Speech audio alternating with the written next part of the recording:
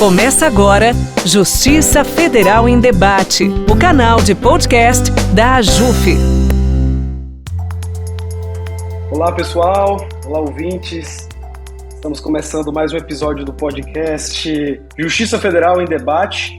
Estamos no ar aqui, meu nome é Hugo Abas Frazão, sou juiz federal do Tribunal Regional Federal da Primeira Região, sou doutorando também em Justiça Constitucional na Universidade de Pisa, com algumas experiências na Academia Francesa e também na Escócia, e eu estou aqui muito eufórico e animado para começar esse debate sobre o assunto Mulheres em Debate, que é um produto da Comissão AJUF Mulheres, né, que será disponível em vídeo. Você também pode ouvi-lo nas plataformas aí mais adequadas, no YouTube, e vamos começar aí um bate-papo que eu acho que vai ser o primeiro bate-papo assim, da AJUF Mulheres conduzido por homens, né?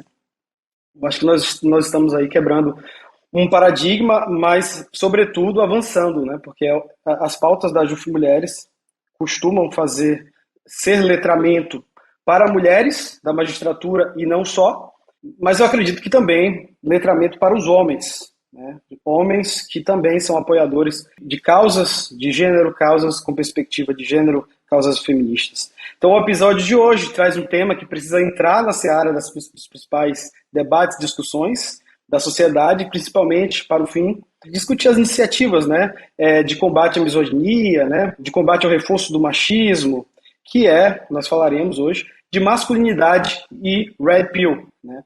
Me parece ser um tema muito da cultura pop, né, e muito também potencialmente controverso e polêmico. E para começar esse debate, para que eu esteja aqui muito bem acompanhado, eu vou convidar dois muito experts nesse assunto. O primeiro é o nosso convidado, Manuel Pinto, alagoano, de Maceió, pai de duas meninas, Naná e Maria, é speaker no TEDx Salvador e também no TEDx de Montes Claros, Minas Gerais, pesquisador de masculinidades e paternidades, criador do coletivo Ser Cabra Macho e do Instituto Social e de Cultura e Masculinidades, mestrando em Ciências Políticas e especialista em Ciências Humanas, facilitador de rodas de conversas e grupos reflexivos, administrador por formação, palestrante e empreendedor social. O nosso segundo convidado, né, também muito especial, o Rafael Stein, pai da Maria Clara e do Francisco, autor do cartasparamaria.com.br, do qual escreve cartas e bilhetes para que seus filhos leiam no futuro, coautor do livro Luto por Perdas Não Legitimadas na Atualidade e do livro Quando a Morte Chega em Casa, voluntário na Casa Paliativa no projeto Luto do Homem e membro do coletivo Ser Cabra Macho. Bem-vindos, muito bem-vindos ao podcast Justiça Federal em Debate, Manuel e Rafael. Como é que vocês estão, Manuel? Olá, Rafa. Olá, todo mundo que está aqui com a gente. Uma alegria. E que desafio. Eu não sabia que nós éramos os primeiros homens a estar nesse momento, nesse produto, como você trouxe, tão importante e tão necessário. E isso faz parte, eu já vou dar aqui um spoiler para o final desse nosso bate-papo, que faz parte justamente desse papel que nós homens temos nessa luta pelo combate à violência contra as mulheres. Então, isso faz parte do nosso papel. Então, que bom que a gente está aqui quebrando esse paradigma, iniciando esse processo com vocês. Olá, pessoal. Hugo, Manuel, prazer estar aqui. Como o Manuel falou, que desafio, né? Bom saber que a gente, falando sobre esse tema, homens também, é importante a gente se fazer parte dessa conversa, né? E assumir a nossa responsabilidade para discutir esse tema, não só entre homens, mas em homens e mulheres. Então, fico feliz em poder participar desse momento aqui com vocês e vai ser muito bacana a gente poder trocar e bater um papo aqui agora. Prazer vai ser todo nosso de escutá-los. Eu vou ser mediador aqui, não conheço tanto do tema, sou um entusiasta e muito interessado no assunto, né? Até porque eu vou ser pai de uma menina, Helena, daqui a poucos meses, então eu quero também escrever cartas para o futuro da Helena, para que ela leia e que ela saiba também que o pai dela está, desde logo, se reconstruindo, né? Assim, sabe, Manuel e Rafa, eu acho que a gente da Justiça Federal passa por dilemas muito tradicionais. Magistratura costuma ser uma carreira muito fechada, muito tradicionalizada, né? E também muito machista. A gente vivencia a masculinidade na justiça, uma masculinidade muito normativa ainda, aquela percepção de que ao entrar na toga, a gente tem que vivenciar a toga também no seu estereótipo. E quebrar a ideia da masculinidade fechada, além do patriarcado, é muito difícil. É difícil, inclusive, para quem já se percebe com algum letramento nesse aspecto, né? A gente fala muito de igualdade de gênero, muito fora da magistratura, ou até que a magistratura venha proteger esse direito fundamental. Mas e nós, que somos os julgadores? Nós estamos vivenciando isso dentro da gente? Nós estamos protegendo esses direitos nos nossos dilemas internos, né? Então eu digo muito assim que quando eu me coloco para conversar com as minhas colegas de trabalho, né, outras magistradas, eu digo muito que eu sou um juiz feminista. Pelo menos eu sou um juiz feminista inacabado, mas quero completar o curso, né? Esse percurso que eu quero enfatizar. Também sou um juiz muito sentimental, não um juiz necessariamente choroso, mas um juiz que busca saber lidar com suas próprias emoções, entender tristeza, felicidade, entender o lado do outro, né? Que muitas das vezes a gente acha que os juízes são herméticos e neutros, né? Quando na verdade a ideia de sentenciar, do sentir, das declamações latinas é justamente o que faz nascer a condição de magistrado. Agora a gente está aqui para falar de um assunto que é totalmente ligado a isso, acho que para quebrar também, dar um chacoalhão na gente, né? A gente vai falar desse movimento Red Pill, né? Dessa masculinidade Red Pill, e como que essa pode, assim, ser explicada. Queria começar com um de vocês, assim, Manuel, se tu puderes aí quebrar o gelo e explicar pra gente o que seria essa masculinidade Red Pill. Primeiro, quero te parabenizar pela filha que está vindo. Obrigado, cara. Inclusive, você trouxe dois pontos muito importantes na tua fala, que eu vou até linkar o que você trouxe com a resposta do que você trouxe como questão, e também para a gente já esquematizar aqui e jogar a bola para o Rafinha, para a gente continuar esse bate-papo. Você trouxe 2 pontos importantes. Primeiro, você trouxe a questão, eu quero aprender, né? Até mesmo que você é pai de uma menina. E aí uma pergunta que eu vou fazer para você, mas para ficar na reflexão, e que eu faço também aos ouvintes da gente aqui, né? Mas se fosse pai de menino, será que a intenção e esse desejo dessa reflexão sobre como ser homem ou como ser um pai seria da mesma forma, né? Então fica essa questão, fica essa provocação. Por quê? Porque muitas vezes eu digo como pai dos meninos. Eu até hoje eu fico me questionando, mas se ele fosse pai de 2 meninos, será que eu teria seguido o mesmo caminho? Né, o caminho de buscar, estudar as masculinidades, as parentalidades. E aí um outro ponto que você traz é, se hoje nós homens estamos aqui no programa, né, falando especificamente sobre esse tema, é graças ao movimento feminista. E é muito bom você trazer essa parte. Então é graças ao movimento feminista que hoje a gente está aqui e que outros grupos que debatem, questionam essa masculinidade tradicional, né, ou hegemônica, como queira chamar, né, ou nociva, enfim, e interpela essa masculinidade, dizendo, opa, não dá mais para continuar dessa forma. Então você traz tudo isso na tua fala, eu quero aproveitar e aí em cima disso responder a pergunta.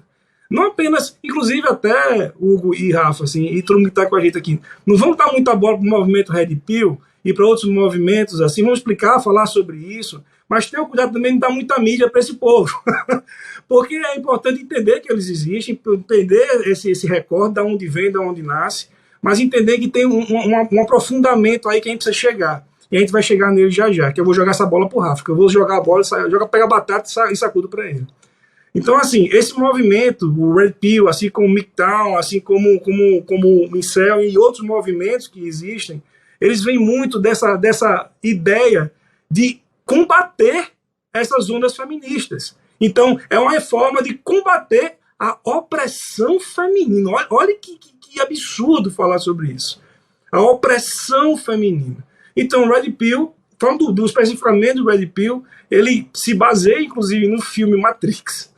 É até engraçado falar sobre isso, né? Mas se baseia no filme Matrix, onde ali o protagonista vai tomar a pílula da verdade, que é a pílula vermelha, onde ele consegue, a partir do momento que ele toma aquela pílula, ele consegue enxergar o mundo como o mundo de fato é.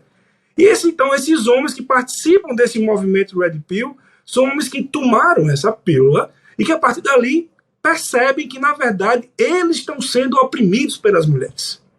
Olha que absurdo um negócio desse. Assim como outros movimentos que existem hoje, masculinistas, né, que defendem essa questão de como a mulher atrapalha a jornada masculina. Olha que coisa estrondosa, né? E aí, dentro dessa pergunta, o tema, inclusive, da gente é masculinidades e o movimento Red Pill. Eu falei aqui do movimento Red Pill e dos movimentos masculinistas, vamos falar dessa forma, mas eu vou deixar para o Rafinha introduzir a parte das masculinidades e depois a gente continua esse bate-papo, aprofundando até chegar na raiz, no cerne, que a gente chega já já. Tá. Primeiro, Hugo, eu fiquei muito feliz em te ouvir. Assim, quando você fala desse estereótipo que a gente tem do juiz, né? E aí poder ouvir um juiz falando aqui, primeiro da emoção e felicidade de ser pai de uma menina e de como isso te traz gatilhos para repensar o seu papel como homem, não só na educação da sua filha, mas nos seus relacionamentos, mas dentro de um ambiente que, como você mesmo disse, é reconhecido como mais duro. Eu não sei se usar a terminologia correta, né? E aí um outro ponto que me chama a atenção na sua fala é quando você fala eu sou um juiz mais sentimental. Numa tentativa de falar das suas emoções, de citar, você listou algumas delas aqui, né?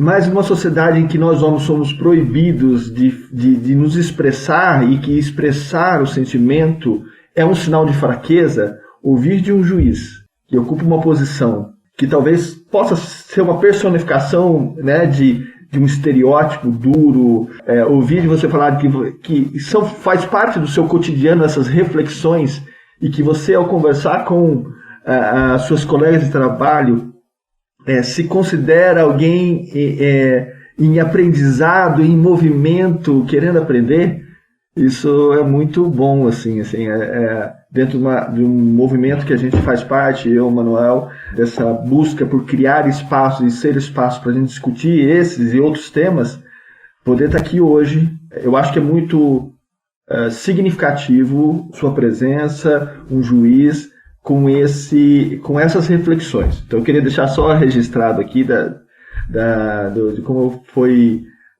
bom ouvir essa fala sua logo no início aqui.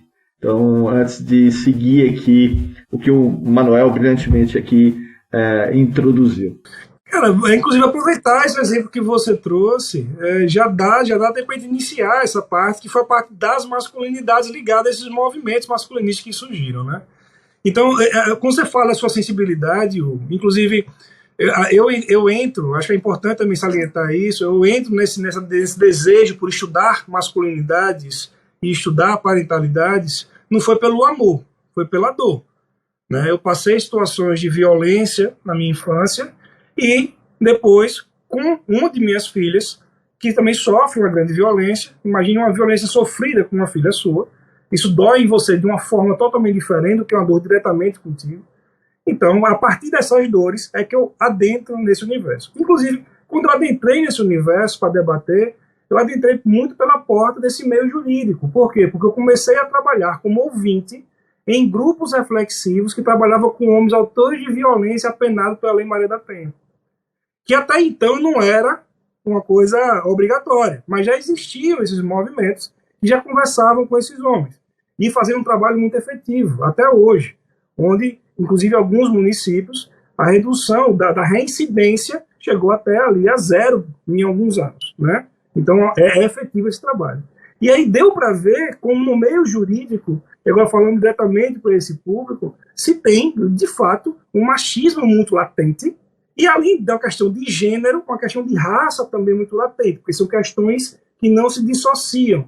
E quando você traz essa questão da sensibilidade, trata diretamente do ponto que a gente tem que falar aqui, que é das masculinidades e desse não acesso aos seus sentimentos. Como se chorar não fosse coisa de homem, como não entender a sua dor e não verbalizar e não se vulnerabilizar, porque não pode.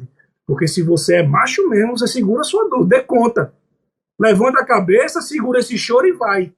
É isso que é dito, mas não compreenda a sua dor. Como está lhe doendo? Que dor de fato é essa? Você consegue dizer o nome desse sentimento, dessa emoção? Então a gente fica afastado, ou é treinado a ficar afastado, mediante esse modelo hegemônico dessa masculinidade Inclusive tem um termo aí, Rafinha, eu queria que você trouxesse a questão do man box, nessa caixa do homem, né? Esse conceito de que existe uma única masculinidade, né? Eu acho que talvez, e por que a necessidade de a gente discutir essa masculinidade no plural, né? Porque talvez isso tenha ligação com esses movimentos no sentido de reconhecer que existe uma única masculinidade e tudo que é aquilo que é contrário àquilo é algo que oprime e o que, enfim, e que não faz parte daquele universo hegemônico ali que eles constroem. Então a gente parte do princípio que existe masculinidades e a gente precisa falar dessa masculinidade no plural. Existe o conceito da caixa dos homens, né?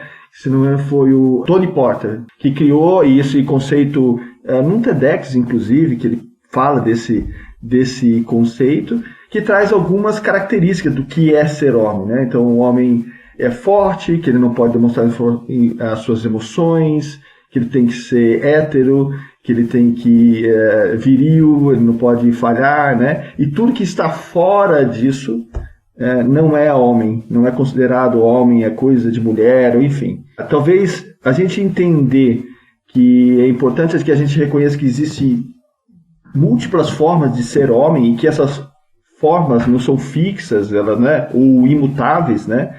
Então isso traz um outro olhar para a sociedade e como a gente se insere nela, né? Eu diria que eu gostaria de arriscar um pouco, né? Diante dos dois bravos aí, Manuel e Rafa, eu acho assim que a gente é muito operado no dicotômico, né? A ideia do masculino polarizando com o feminino, a ideia do masculino como um manual de ferramentas, né? A gente tem que usar certas ferramentas para chegar, ler e saber usar bem as ferramentas para poder chegar ao que é masculino, né? A ideia do seja homem, né? Essa frase que eu escutei muito, acho que todos nós escutamos muito quando mais novos, e ainda é muito replicada, também é um tabu, né? E está em certas posições profissionais que são hegemonicamente dessa concepção masculina, faz ainda ser mais dramático superar a dicotomia, né? Por exemplo, se perceber como, eu acho que eu sempre senti isso na magistratura, de não me enquadrar em nenhum dos elementos de estereótipo que eram apresentados, assim. Então, para mim, o início da magistratura, para mim, foi um enorme desafio, né? Até que eu pudesse me conhecer e me reconhecer como um magistrado completamente diferente do estereótipo, né? Então essa ideia das masculinidades, de não ter vergonha de dizer que sente, de entender que a masculinidade pode ser uma masculinidade que não se resume a dois sentimentos, alegria e tristeza, porque parece que a gente só pode ter alegria e tristeza, mas a gente não pode ficar constrangido, a gente não pode ficar decepcionado, jamais ter empatia, né? Então, existem assim, há um vocabulário imenso de sentimentos e esse vocabulário é usado por cada um de maneira muito sua, né? Então, assim, acho que a masculinidade nossa surge muito do que a gente vivencia, e quando a gente para pensar que a gente precisa se ajustar ao que cabe bem no outro, né, ao que dá bem na toga, né, quando a gente está falando de magistratura, daquele magistrado mais antigo, mais tradicional, a gente perde um pouco da nossa identidade. Então, eu acho que esse assunto, né, a ideia dos movimentos feministas, né, que ajudaram muito, a gente já está aqui hoje, também é um potencial para os homens, né? Até falando um pouco o que o Manuel falou, e se eu viesse a ter agora um filho, mais outro filho, eu acho que ainda assim eu ia estar muito, muito empolgado com a ideia de ser um juiz feminista, porque eu acho que, claro, pode ser que eu tenha que tratar desse assunto de uma forma diferente, porque no diálogo somos sempre duas pessoas, né? E aí, lógico que a comunicação pode ter uma variação, mas a ideia do valor do assunto para os homens, como a gente está aqui, imagina, a gente está tratando de um assunto que é propriamente feminista, sendo todos homens, mas completamente críticos a uma ideia obtusa, fechada, de conceito do que é ser masculino, né, Manuel? Exatamente. Quebrar essa caixa que o Rafa trouxe muito bem é necessário e é o primeiro passo. A partir disso, o incômodo com isso. Opa, eu estou nessa caixa, eu não me reconheço mais aqui. Eu não aceito mais não ser esse homem extremamente agressivo, ser esse homem homofóbico, ser esse homem machista. Eu não aguento mais. Eu não posso mais aceitar isso, mas preciso me reconhecer como.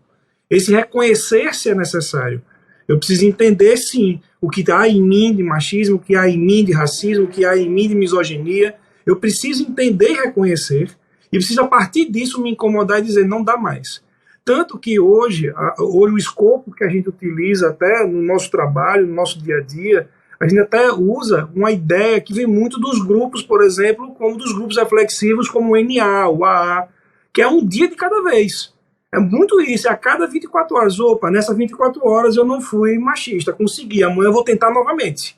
E aí, porque eu tô impregnado na gente, tô impregnado nas relações, que é difícil, a gente tem que estar atento realmente o tempo inteiro. Agora, não dá mais, e aí que é importante, por isso que é tão bom dar 3 homens aqui falando nesse espaço, porque homens que estão ouvindo a gente, não dá mais para ficar esperando que as mulheres ensinem a gente, já que elas são as principais vítimas daquilo que eu faço.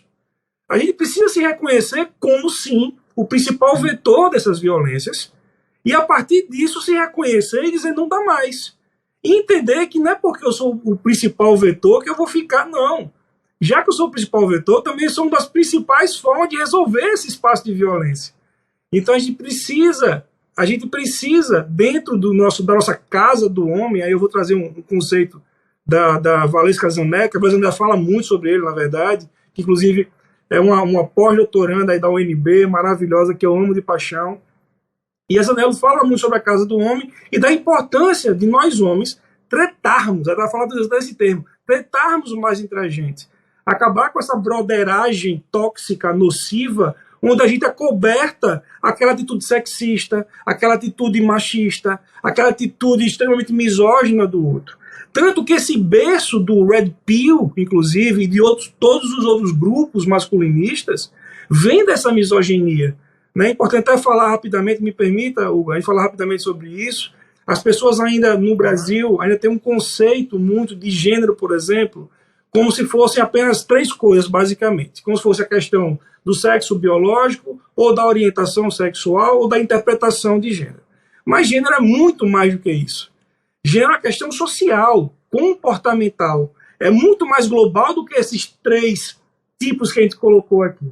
Então, a partir do momento que eu entendo isso, e a partir do momento que eu me entendo dentro dessa caixa, eu preciso rever esse meu conceito de gênero e também, principalmente, entender que gênero não se dissocia de raça, de classe e de corpos. A partir do momento que eu compreendo isso, que eu entendo isso, eu consigo chegar para você, Hugo, chegar para você, Rafa, chegar para qualquer outro homem e dizer, cara, esse teu comportamento não foi legal. Ou então, eu estou com dificuldade de mudar esse meu comportamento, você me ajuda? E essa troca é necessária e importante. A gente precisa parar de estar acobertando, porque senão o machismo, que é essa sobreposição do masculino sobre o feminino, sendo que o machismo ele é um cérebro, esse cérebro tem uma mão e tem braço, que é a misoginia, que é esse ódio, esse repúdio ao que é feminino. E esses movimentos vêm desse berço, desse ódio, de opa, não, esse movimento está querendo tirar o meu lugar de privilégio e de espaço, não, está me oprimindo. Não posso permitir. É daí que nascem esses movimentos para rebater aquilo que eles já têm, já fazem desde sempre. Eles estão rebatendo em cima daquilo que é rebatido diariamente. Então a gente precisa entender o nosso papel nesse combate à violência contra as mulheres. A gente precisa entender que nós somos, repito, vetores dessa violência, mas também somos parte da resolução desse problema. Não, eu estava te ouvindo aqui, lembrei a questão, o Hugo falou sobre essa dicotomia, né? A gente vive nisso, sim.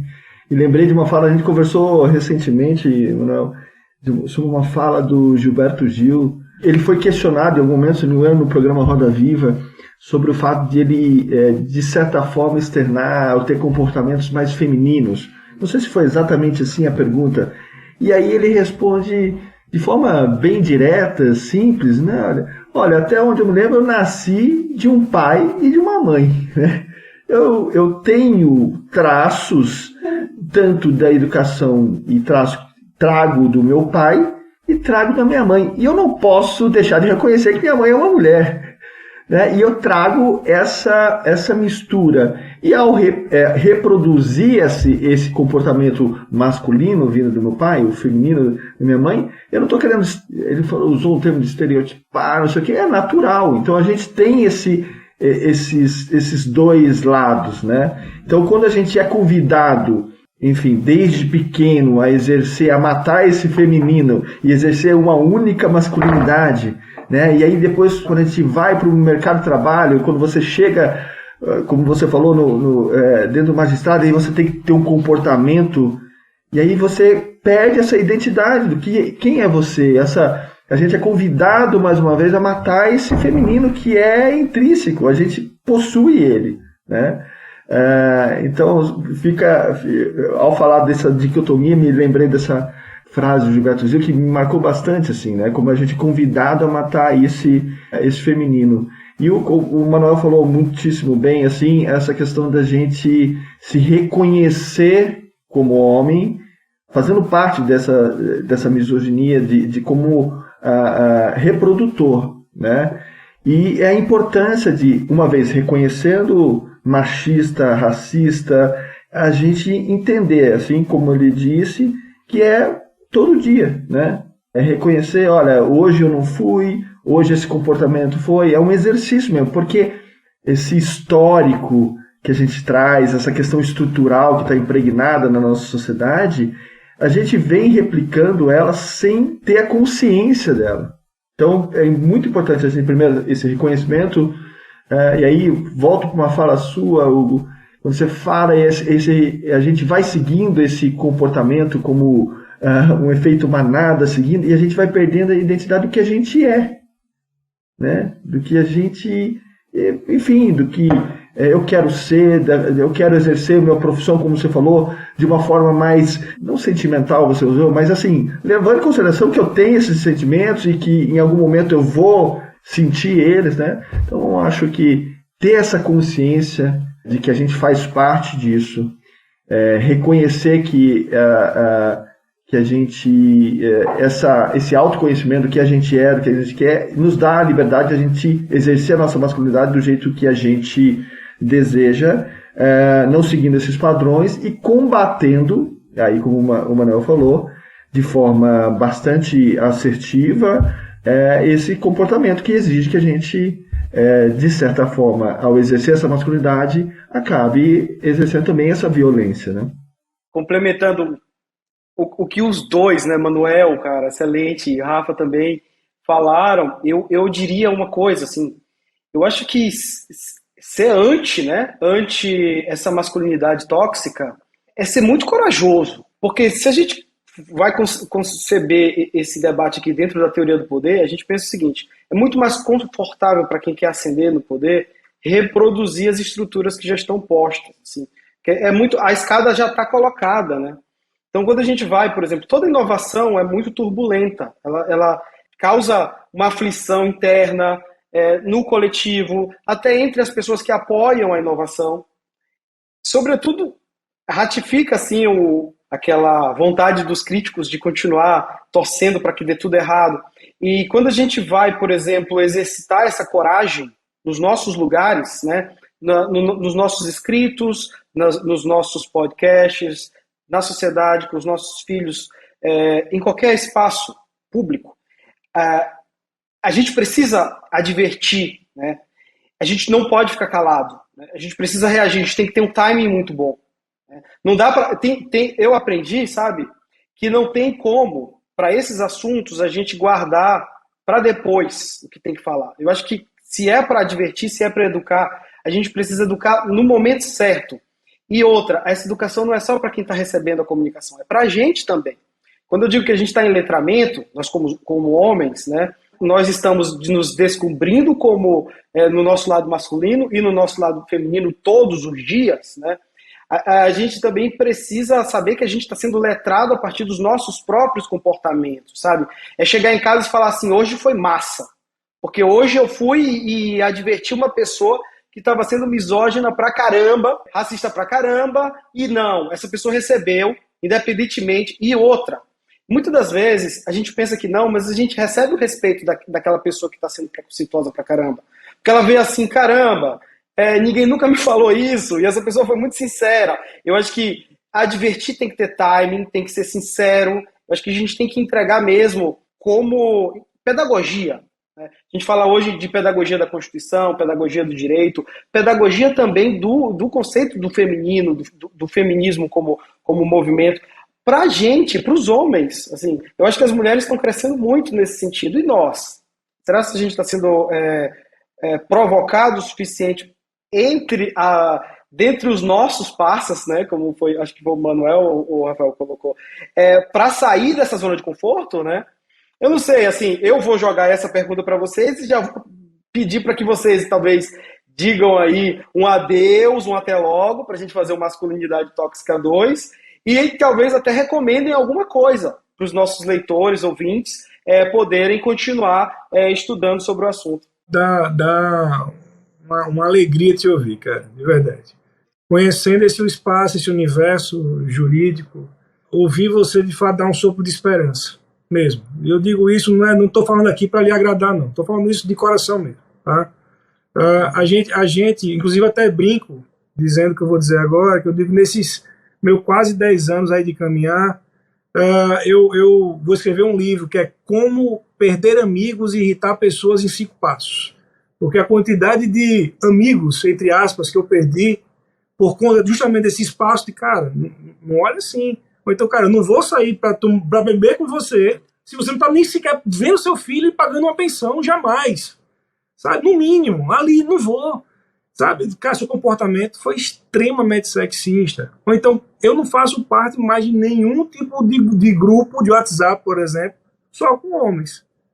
A não ser os grupos que debatem sobre masculinidades e que estão nesse caminhar, nesse desejo. Que aí eu consigo ali conversar dentro desse espaço. Porque, quando não, a gente está num grupo de WhatsApp que é extremamente sexista, que objetifica a mulher o tempo inteiro. Então, a gente começar a se colocar nesses espaços é de extrema necessidade. E, inclusive, quando você traz isso, e de novo, dentro desse espaço jurídico, a gente tem várias tradições, como você falou lá no início. E não é que essa conversa da gente seja aqui porque a gente é contra as tradições. Não é isso. Mas interpelar e questionar e refletir sobre essas tradições, para que elas deixem de ser de base sexista, racista, misógina, machista, é necessário.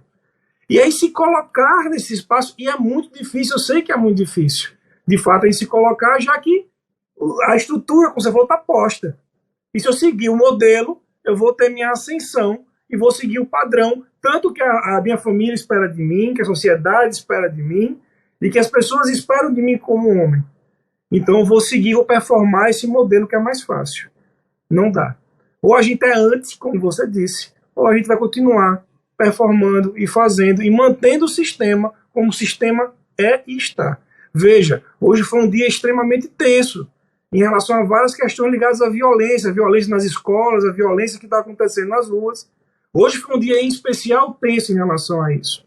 Agora veja, se a gente consegue, dentro dos nossos espaços, desde a nossa criação, com os nossos filhos, com os nossos amigos, debater e provocar essas reflexões, tenha certeza disso. Falar sobre masculinidades pode não resolver diretamente muitos problemas de saúde pública ou de violência, mas se eu debato esses problemas de masculinidades, eu resolvo sim, lá na camada, na raiz, essas violências, esses números de feminicídio, esses números de violência no trânsito.